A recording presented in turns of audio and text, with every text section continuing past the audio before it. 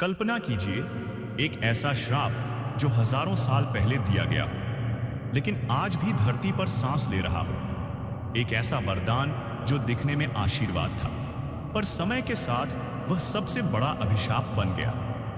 क्या आप जानते हैं, भगवान शिव जब प्रसन्न होते हैं तो पल में वरदान दे देते हैं, लेकिन जब वही महादेव किसी को श्राप देते हैं तो वह केवल किसी व्यक्ति तक सीमित नहीं रहता, वह पूरे युग, पूरी पीढ़ी और पूरी व्यवस्था को हिला देता है।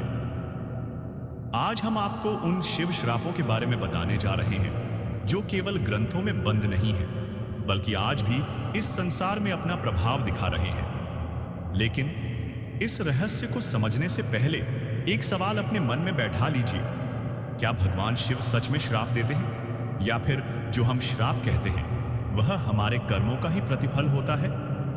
इसी सवाल के उत्तर में छिपा है इस कथा का सबसे गहरा रहस्य।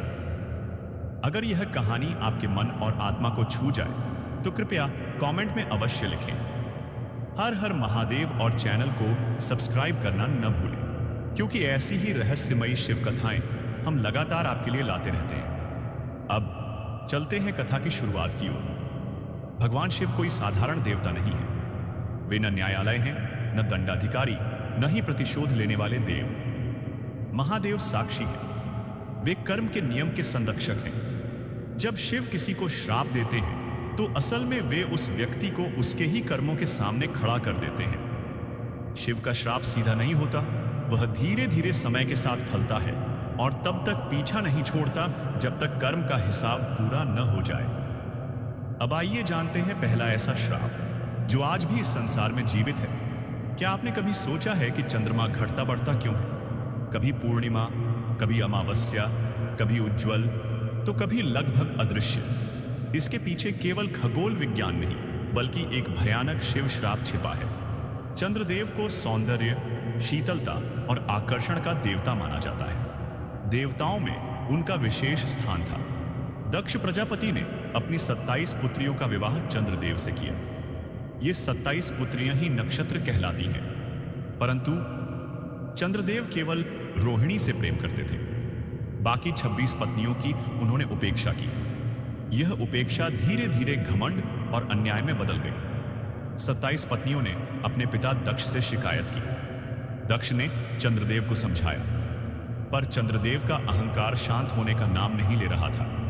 अंततः दक्ष ने भगवान शिव की शरण ली।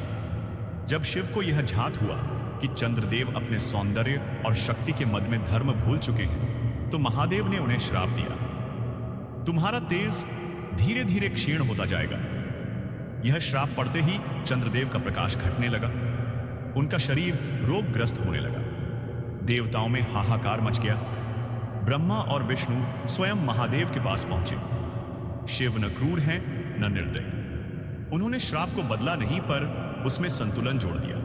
महादेव बोले, चंद्र का तेज पूर्ण रूप से नष्ट नहीं होगा, वह घटेगा भी और बढ़ेगा भी, और तभी से चंद्रमा का क्षय और वृद्धि आज तक चल रहा है। आज भी चंद्रमा का प्रभाव मानव मन पर पड़ता है। समुद्र की ज्वार भाटा, मानसिक असंतुलन, अमावस्या पूर्णिमा के प्रभाव, यह सब उसी श्राप की स्मृति है। संदेश क्या है? अहंकार चाहे कितना भी सुंदर क्यों ना हो, वह अंततः क्षय की ओर ले जाता है। अब आते हैं एक ऐसे श्राप पर जिसने पूरे सृष्टि का संतुलन बदल दिया। कामदेव प्रेम और वासना के देवता थे। उनके बाण से आशी मुनि, देवता, असुर कोई नहीं बच पाता था। जब सती माता ने देह त्यागी तो महादेव समाधि में चले गए। सृष्टि रुकने लगी। तब देवताओं ने कामदेव को भेजा कि वे शिव की तपस्या भंग करें। कामदेव ने अपना पुष्प बाण चलाया। क्षण भर के लिए शिव का ध्यान टूटा और अगले ही क्षण महादेव की तीसरी आंख खुली। उस अग्नि से कामदेव भस्म हो गए। यह कोई क्रोध नहीं था, यह नियम था। शिव ने सिखाया, काम आवश्यक है, लेकिन जब वह साधना से ऊपर चला जाए तो विनाश निश्चित है। आज भी अनियंत्रित वासना, मानसिक अशांति, संबंधों का टूटना, यह उसी घटना की छाया है। यहां से कथा और गहरी होती है। ब्रह्मा और विष्णु में श्रेष्ठता का विवाद हुआ।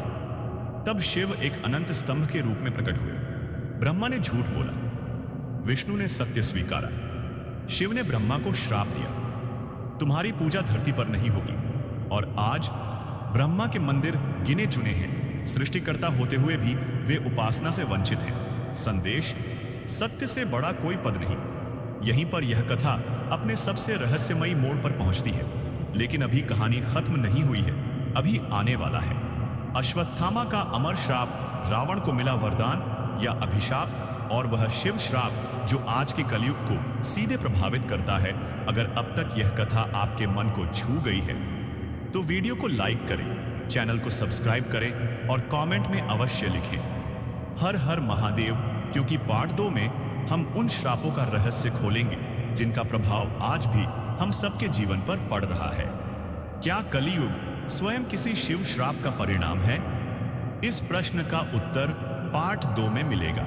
अगर आपने पार्ट 1 ध्यान से सुना है तो अब आप यह समझ चुके होंगे कि भगवान शिव का श्राप कोई साधारण दंड नहीं होता। वह समय के साथ चलता है, पीढ़ियों तक असर करता है और अक्सर तब समझ में आता है जब बहुत देर हो चुकी होती है। अब हम प्रवेश कर रहे हैं उन श्रापों की दुनिया में जो आज के युग से सीधे जुड़े हैं।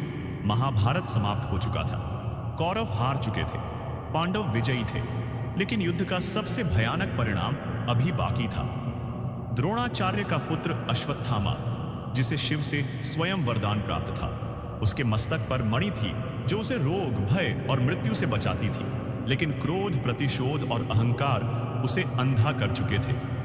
रात के अंधेरे में उसने सोते हुए पांडवों के पुत्रों की हत्या कर दी। यह युद्ध नहीं था, यह कायरता थी। अश्वत्थामा भागा, अंततः श्री कृष्ण के सामने लाया गया। उसने ब्रह्मास्त्र चलाया, एक ऐसा अस्त्र जो सृष्टि को नष्ट कर सकता था। शिव साक्षी थे, कर्म अपनी दिशा चुन चुका था। श्री कृष्ण ने कहा, तू मरेगा नहीं, लेकिन जी भी नहीं पाएगा। मस्तक से मणि निकाल ली गई। शरीर सड़ता रहेगा, घाव कभी नहीं भरेंगे। लोग तुझसे डरेंगे, तू युगों तक भटकेगा। यह अमृता नहीं थी, यह जीवित नरक था। आज भी कई लोग बताते हैं कि उन्होंने एक घावों से भरे व्यक्ति को जंगलों में भटकते देखा है, जिसकी देह से दुर्गंध आती है, जो लोगों से दूर भागता है। शक्ति जब विवेक से अलग हो जाए तो वरदान भी अभिशाप बन जाता है। अब आते हैं उस व्यक्ति पर जिसे सबसे अधिक शिव भक्त कहा जाता है। रावण ने हजारों वर्षों तक शिव की तपस्या की, अपने सिर काट काट कर महादेव को अर्पित की। शिव प्रसन्न हुए, वरदान दिया, अपराजयता, अद्भुत शक्ति, अपार ज्ञान। लेकिन रावण ने सोचा, मैं अमर हूं। उसने मनुष्य को तुच्छ समझा, स्त्रियों का अपमान किया, धर्म की सीमाएं तोड़ी। शिव ने कोई नया श्राप नहीं दिया, उन्होंने बस इतना किया, रावण के अहंकार को ही उसका विनाश बनने दिया। सीता हरण, युद्ध और अंततः मृत्यु। शिव का सबसे बड़ा श्राप उनकी चुप्पी होती है। यह श्राप पूरी सृष्टि को हिला देने वाला था।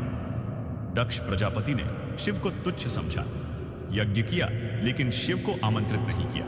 सती अपमान सह न सकी और अग्नि में कूद गई। जब शिव को झांत हुआ तो पूरा ब्रह्मांड कांप उठा। वीरभद्र उत्पन्न हुए, यज्ञ नष्ट हुआ, दक्ष का सिर काट दिया गया। बाद में उसे बकरे का सिर दिया गया। दक्ष जीवित रहा, लेकिन अपमान के साथ। अहंकार जब भक्ति से बड़ा हो जाए तो विनाश निश्चित है। अब आता है सबसे गहरा प्रश्न, क्या कलयुग स्वयं किसी शिव श्राप का परिणाम है? शिव ने कहा था, जब सत्य कमजोर होगा, धर्म दिखावा बनेगा, भक्ति व्यापार बनेगी, शक्ति का दुरुपयोग होगा, तब शिव स्वयं पीछे हट जाएंगे। और जब शिव पीछे हटते हैं तो अधर्म को खुली छूट मिल जाती है। यही कलयुग है। यह कोई सीधा श्राप नहीं, यह चेतावनी थी जिसे मनुष्य ने अनदेखा कर दिया। महाशिवरात्रि केवल पर्व नहीं है, यह वह रात है जब शिव जागते हैं और देखते हैं कौन अभी भी धर्म, संयम और सत्य के साथ है। अब सोचिए, अगर शिव के श्राप आज भी जीवित हैं, अगर वे हमारे कर्मों में सांस ले रहे हैं, तो क्या हम अनजाने में किसी नए शिव श्राप को जन्म दे रहे हैं, या फिर अब भी समय है शिव के मार्ग पर लौटने का? अगर यह कथा आपके भीतर कुछ जगा गई हो तो कमेंट में लिखिए हर हर महादेव और चैनल को सब्सक्राइब करना न भूलें, क्योंकि अगली कथा में शिव का मौन सबसे बड़ा वरदान या सबसे बड़ा श्राप, यह रहस्य अगली वीडियो में खुलेगा।